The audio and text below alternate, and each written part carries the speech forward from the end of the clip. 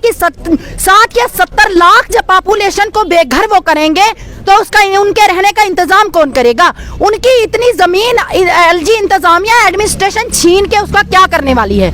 तो मैं आपके माध्यम से यही अपील करना चाहती हूँ कि अभी पीसफुल प्रोटेस्ट है, कोई हंगामा खड़ा नहीं किया, हम अभी रिक्वेस्ट कर रहे हैं, लेकिन आने वाले समय में आप देख लीजिए कि अगर किसी गरीब के घर पे बुलडोजर चली तो इसका इंजाम बहुत बुरा होगा। अगर एक लेडीज का हाथ टच हो गया तहसीलदार के कोर्ट से तो उसको क्या करंट लग गया था, उसको वहां पे इतना मरवाया गया, वो हमने फेसबुक पे देखा। लेकिन शायद अभी भी प्रधानमंत्री जी सो रहे हैं, एलजी इंतजामिया सो रही है। अगर एक बेटी को इतना मरवा सकते हैं तो कुछ ना कुछ हम भी कर सकते हैं। मैं आपके माध्यम से ये कहना चाहती हूँ कि खुदारा इस काले कानून को वापस लीजिए। आपने हमसे तमाम रोजगार छीना, तमाम फंडिंग हमसे छीन ली, हम चुप रहे, लेकिन अगर हमारी जमीनों का मसला आया है, अगर इस कड़कती हुई सर्दी में हमारे बच्चों को बेघर करेंगे, हमें बेघर करेंगे तो बैठेंगे कहाँ? प्रधान कैसे बच्चे अब शराब पी रहे हैं, कौन कौन सा नशा कर रहे हैं, इसके जिम्मेदार भी एडमिनिस्ट्रेशन है, क्योंकि एडमिनिस्ट्रेशन काला कानून पास करती है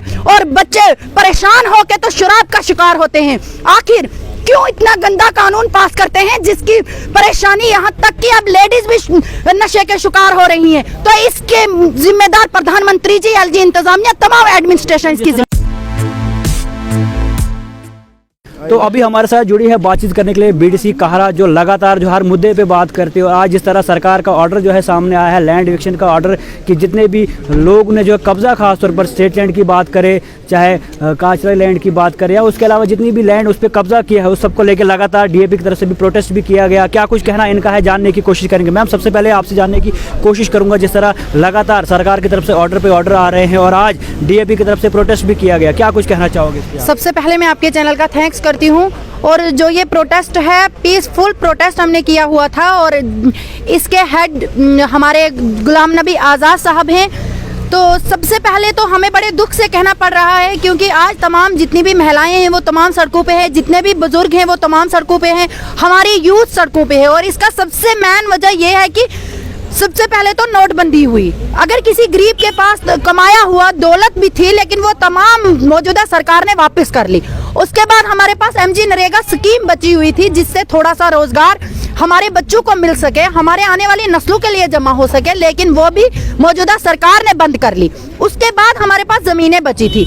आज अगर देखिए, बोलने को तो ये मिलता है कि जिन लोगों ने स्टेट लैंड पे कब्जा किया हुआ था, ये गलत बात है। कब्जा नहीं किया हुआ। हालांकि जब आजाद साहब हुकूमत में थे, आजाद साहब ने रोशनी एक्ट के कानून को पास किया था, वो हमारा यहाँ से रेन्यू जमा हुआ था कोर्ट में, उसकी वजह से वो हमने तमाम मलकियत बनाया हुआ था। अगर हम 70 या 80 सालों से या 30-40 सालों से हम वहाँ पे रिहाइश पजीर हैं, वहाँ पे अपना माल मवेशी बच्चों को पालते हैं, तो आज अगर हमारी वो जमीनें वापस लिए जाएंगे। लेकिन मैं आपके माध्यम से प्रधानमंत्री जी, एलजी इंतजामिया से ये अपील करती हूँ कि आप हमें रहने के लिए जगह दीजिए, हमारे बच्चों के लिए जगह दीजिए, हमारे माल मवेशी के लिए जगह दीजिए, तो हम वो तमाम खाली कर देंगे। हम जितनी भी वो हमारा घर है हम आपके हवाले कर देंगे, क्योंकि उन्हें वोट चाहिए, सपोर्ट चाहिए, लेकिन इंसान नहीं चाहिए। आज उनको तो जमीनों की लालच भी पड़ गई, क्योंकि एलजी इंतजामिया क्या करेगी इतनी जमीनों का? देखिए, अगर 2 करोड़ पॉपुलेशन है हमारे हिंदुस्तान में, उसमें 50 से 60 या 70 लाख पॉपुलेशन इसकी जद में आती है। 70 या आप ही अंदाजा लगा लीजिए कि 60 या 70 लाख जब पॉपुलेशन को बेघर वो करेंगे तो उसका उनके रहने का इंतजाम कौन करेगा? उनकी इतनी जमीन एलजी इंतजामिया एडमिनिस्ट्रेशन छीन के उसका क्या करने वाली है?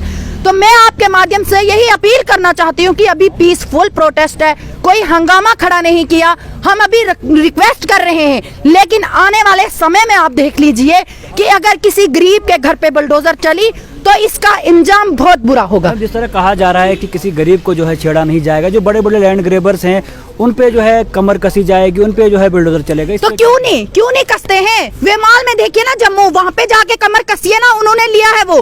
क्यों? हम तो देख रहे हैं, रामबन में नहीं आपने देखा, डीसी साहब खुद खड़ा है, और कैसे वहाँ पे बुलडोजर चलाई गई है और गरीब के घर पे चलाई गई है। जब एक लेडीज ने तहसीलदार के कोर्ट से वो टच हुई, क्या इनको इतना बुरा लगता है? जब महिलाएं सड़कों पे है, बच्चे सड़कों पे हैं, हमें नहीं बुरा लगता? तो उन्होंने पुलिस से उस बच्ची को पिटवाया, क्यों इतना मरवाया उस बच्ची को। मैं यहाँ से प्रधानमंत्री जी को भी कहना चाहती हूँ कि जो झूठी बातें, खोखले वादे थे, उनमें अब पब्लिक नहीं आने वाली है, क्योंकि आपने बहुत सारे धोखे पहले ही किए हैं। अगर एक लेडीज का हाथ टच हो गया तहसीलदार के कोर्ट से, तो उसको क्या करंट लग गया था, उसको वहां पे इतना मरवाया गया, वो हमने फेसबुक पे देखा। लेकिन शायद अभी भी प्रधानमंत्री जी सो रहे हैं, एलजी इंतजामिया सो रही है। अगर एक बेटी को इतना मरवा सकते हैं तो कुछ ना कुछ हम भी कर सकते हैं। मैं आपके माध्यम से ये कहना चाहती हूँ कि खुदारा इस काले कानून को वापस लीजिए। आपने हमसे तमाम रोजगार छीना, तमाम फंडिंग हमसे छीन ली, हम चुप रहे। लेकिन अगर हमारी जमीनों का मसला आया है, अगर इस कड़कती हुई सर्दी में हमारे बच्चों को बेघर करेंगे, हमें बेघर करेंगे, तो बैठेंगे कहाँ? प्रधानमंत्री जी तो बैठे हैं ना आराम से। अगर वो स्टेट लैंड में भी है, सरकारी रकबे में भी, उन्हें कोई नहीं पूछने वाला।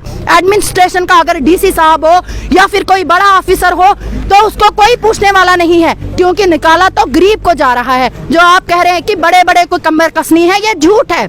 मैं अपनी पब्लिक को कहना चाहती हूँ कि आप भूखलाट के शिकार ना होइए। ये सिर्फ गरीब को उजाड़ने के लिए हैं और गरीब ही इसकी जद में आने वाले हैं। बड़े बड़े बंगलों में बैठे हुए हैं, उन्हें कोई पूछने वाला नहीं है। मैं अपनी पब्लिक को कहना चाहती हूँ कि अपना राइट्स लेना जान लीजिए और आप एक बार रियासत जम्मू कश्मीर की पब्लिक जाग जाओ और अपना हक देखिए, फिर देखते हैं हमें एलजी इंतजामिया या एडमिनिस्ट्रेशन कैसे रोकती है। क्या लगता क्या है आपको कि जिस तरह अभी देखा जा रहा है कि 31 तक का जो है टाइम दिया गया है, तो क्या लगता है इस दौरान ये ऑर्डर वापस लिए जाएंगे? देखिए, अगर बड़े बड़े बंगलों को गिराएंगे या कुछ करेंगे, उससे हम कभी नहीं कहेंगे कि गिराइए आप, अगर उन्होंने इलीगल काम किया है। लेकिन हमारे गरीब लोगों को क्यों परेशान कर रहे हैं? जो 60 या 70 सालों से वहाँ पे रिहाइश पजीर है, उन्हें क्यों टॉर्चर किया जा रहा है? उन्हें क्यों इतना परेशान किया जा रहा है? आखिर वो इस बर्फबारी में जाएंगे कहाँ? तो मुझे तो ये सारा ये लगता है कि वापस तो वो करेंगे। अगर उन्होंने वापस नहीं किया तो उनकी भी उल्टी गिनती शुरू हो जाएगी, क्योंकि अगर इतनी पब्लिक को 60 से 70 लाख पॉपुलेशन को वो इसकी जद में ला रहे हैं, तो अगर वो 60 से 70 लाख पॉपुलेशन सड़कों पे बैठ गई, तो प्रधानमंत्री जी को, एलजी इंतजामिया को, एडमिनिस्ट्रेशन को उनका इंतजाम करना पड़ेगा, क्योंकि वो तमाम लोग अब तैयार हैं सड़कों पे आने के लिए। अब हम खामोश नहीं बैठने वाले हैं। हमारे बच्चों का मामला है।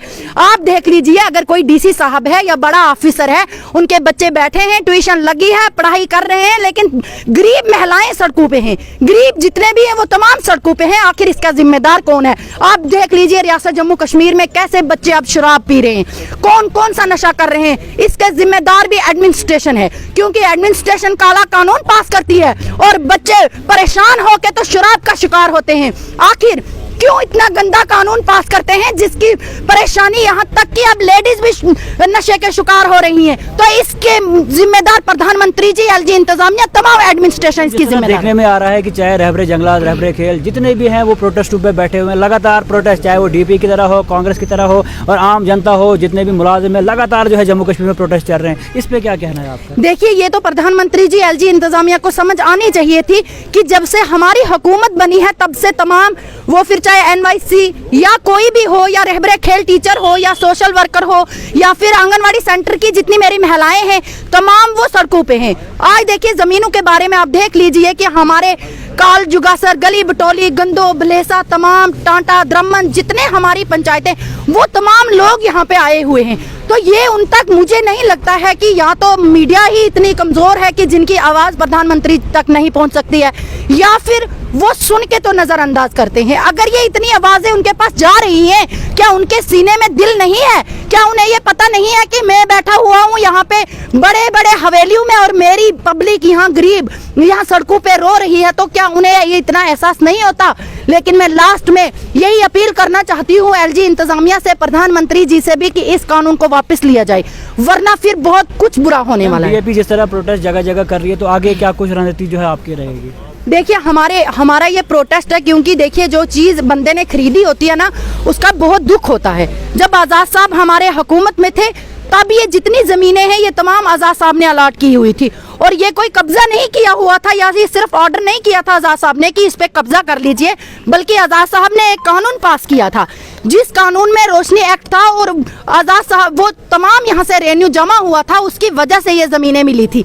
लेकिन अगर आज ये ज़मीनें छीनी जाएगी, आज़ाद साहब हमारे खड़े हैं, इसमें तमाम सीनियर खड़े हैं, जैसे हमारे सुरूरी साहब हैं, असलम गुनी साहब हैं, आरश चिब साहब हैं, सलमान नज़ामी साहब हैं, तमाम हमारे सीनियर जितने भी लीडर हैं वो तमाम खड़े हैं और वो तब तक खड़े रहेंगे जब तक हम ये लड़ाई जीत ना जाएं। शुक्रिया। तो आप Thank देख you सकते so हैं क्या कुछ कहना था बीडीसी काहरा का कि जब तक ये लड़ाई हम जीतेंगे नहीं और जब तक ये मामला जो है हल नहीं होता, जब तक ये ऑर्डर जो है वापस नहीं लिया जाता है, तब तक हम प्रोटेस्ट करते रहेंगे, सड़कों पे आते रहेंगे जब तक उन लोगों को उनका हक ना मिले। तो